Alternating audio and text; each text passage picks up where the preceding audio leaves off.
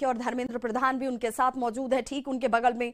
और साथ ही साथ दूसरी तस्वीर जो विंडो आपको नजर आ रही है उसमें आप देख रहे होंगे कि तमाम मीडिया कर्मी भी यहाँ पर, जो कि इस हादसे के बाद से लगातार उस जगह पर मौजूद हैं, वो भी आपको नजर आ रहे होंगे। प्राथमिकता ये है कि ज्यादा से ज्यादा लोगों की जान को बचाया जा सके। और इस वक्त देखिए पीएम नरेंद्र मोदी जो है उसी घटनास्थल पर बालासोर में पहुंचे हुए हैं और हालात का जायजा लेते हुए दिख रहे हैं।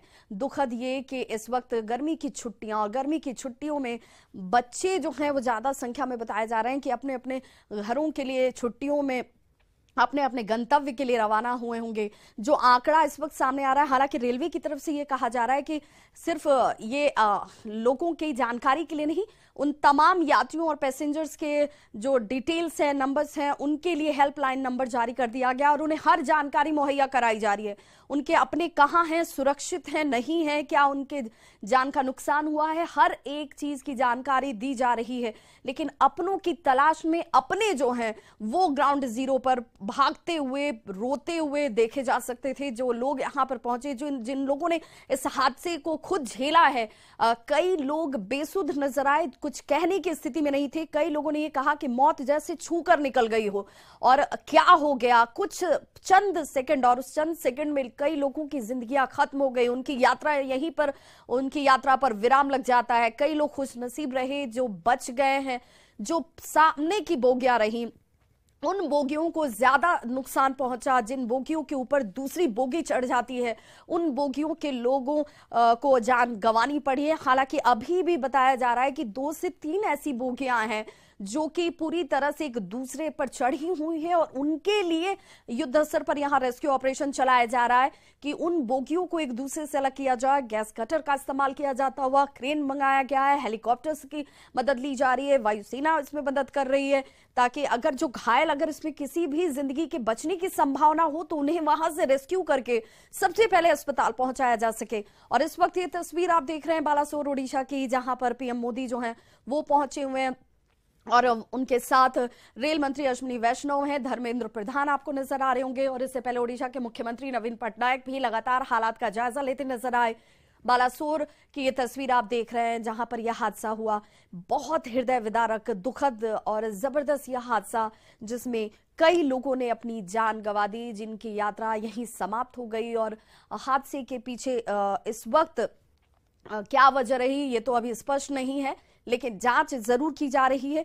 और ममता बनर्जी की तरफ से ये कहना था, उनका भी स्टेटमेंट सामने आया जिसमें उन्होंने कहा कि मेरा पड़ोसी राज्य है उड़ीसा और बंगाल के कई यात्री सफर करते हैं इन ट्रेनों में जिसका सामना हादसे से हुआ। और ऐसे में सबसे पहले कोशिश ये है, हम लगातार जो उड़ीसा है वहां की गवर्नमेंट से कोऑपरेट कर रहे हैं, हर मदद संभव जितनी हो सकती है वो मदद की जा रही है ताकि लोगों की जान बचाई जा सके। और इस वक्त प्राथमिकता यही है, सियासत इस पर नहीं होनी चाहिए।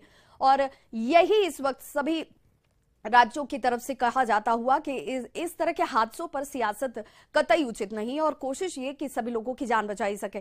कई दूसरे राष्ट्रों के राष्ट्राध्यक्ष की तरफ से इस हादसे के बाद शोक जाहिर किया गया।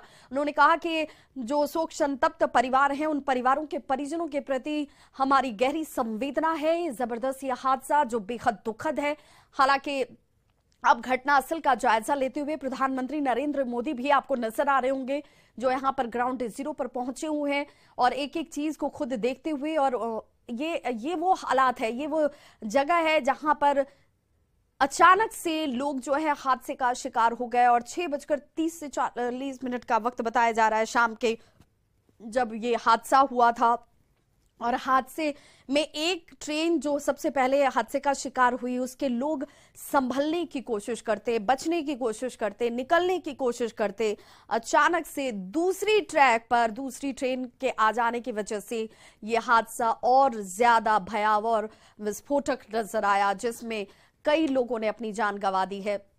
अब कई तरह के सुरक्षा मानकों के सवाल उठ रहे हैं। लोगों का यह कहना है कि हालांकि एक लंबे वक्त के बाद इस तरह का रेल हादसा, और इस साल का यह सबसे बड़ा रेल हादसा अभी तक का ये नजर आता है, जिसमें 3 ट्रेनें जो है आपस में टकरा गई और सुरक्षा मानकों को लेकर एक बार फिर से सवाल जो हर बार हादसे के बाद उठता है फिर उठना शुरू हो चुका है कि हम स्पीड ट्रेन चलाने की बात करते हैं, बुलेट ट्रेन चलाने की बात करते हैं, लेकिन उसके लिए जिन सुरक्षा मानकों की जरूरत है, जिस तरह के ट्रैक की जरूरत है, जिस तरह की सतर्कता की जरूरत है, क्या उस पैमाने पर हम काम कर रहे हैं, उस तरफ हमारा ध्यान है, उसके लिए हमें किन कार्यों को करने की जरूरत है? ये वो तमाम सवाल हैं जो इस वक्त इस हादसे के बाद एक बार फिर से सामने आकर खड़े हो गए।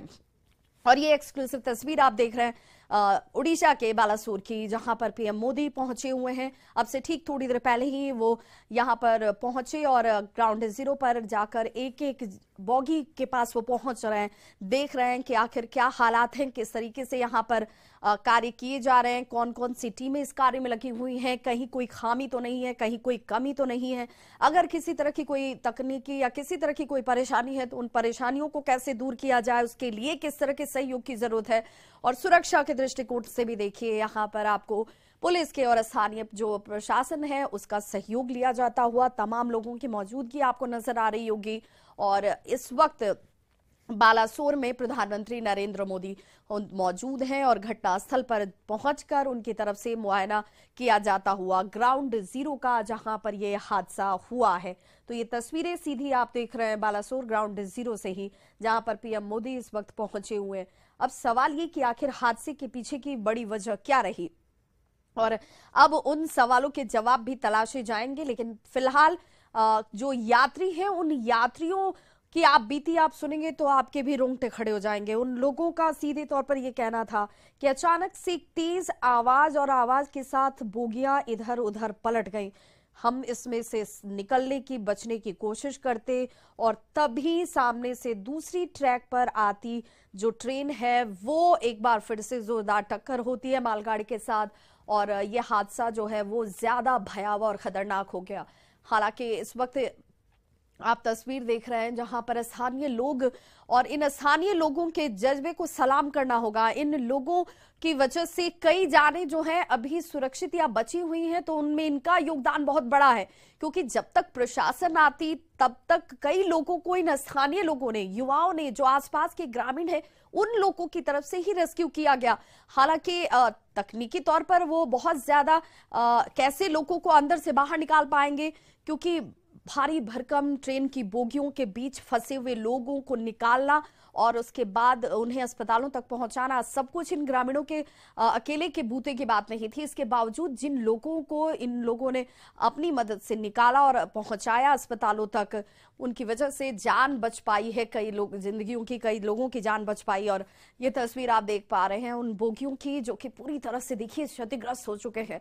ये आपको दूर से देखने पर ट्रेन की बोगी नजर तक नहीं आएंगे, क्योंकि कई बोगियां जो हैं वो तो पूरी तरह से उनका नामो निशान ही खत्म हो गया है। अब आप अंदाजा लगाइए कि एक बोगी में कम से कम 72 लोगों की मौजूदगी होती है, उन 72 जिंदगियों का क्या हुआ होगा। ऐसे 12 बोगियां जो हैं वो डिरेल हो गई, एक दूसरे ट्रैक पर जाकर बिखरी हुई। कई बोगियां तो जो है वो ट्रैक से काफी दूर जाकर गिरी, और ऐसे में उस बोगी में सवार लोग जो हैं उन्होंने उस वक्त क्या महसूस किया होगा, इसका अंदाजा लगाना भी मुश्किल है।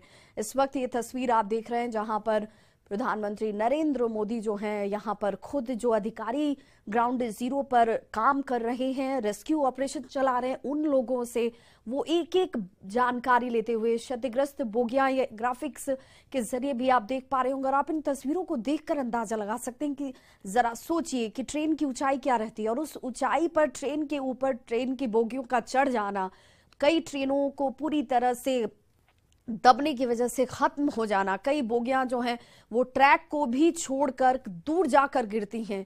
क्या स्थिति उस बोगी में सफर करने वाले लोगों की हुई होगी। और कई बोगियां जो हैं वो हालांकि कुछ बोगियां जो हैं जिनमें जो लोग थे उन्हें आंशिक तौर पर चोटें आई, उन्हें सुरक्षित उनके गंतव्य तक के लिए स्पेशल ट्रेन के जरिए रवाना कर दिया गया। जिन बोगियों को नुकसान नहीं पहुंचा था उनमें से तकरीबन 3-4 बोगियां ऐसी बताई जा रही थी जिन्हें इंजन जोड़कर